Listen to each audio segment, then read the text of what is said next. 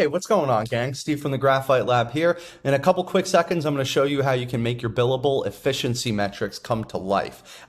So in every price book item, you will notice services, materials, equipment, any of them, you will notice that you have an hours field. For a lot of folks, this is going to be either a little dash, meaning it's empty entirely, perhaps a zero in place.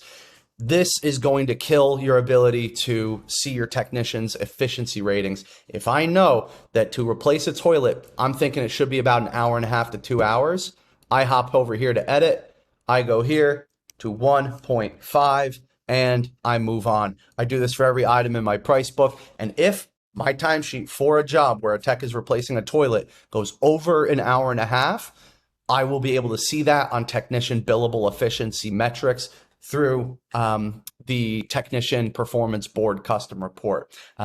Just it gives you extra tools to see who's a good hand and who needs some coaching. All right. Thanks very much, team. I'll talk to you soon.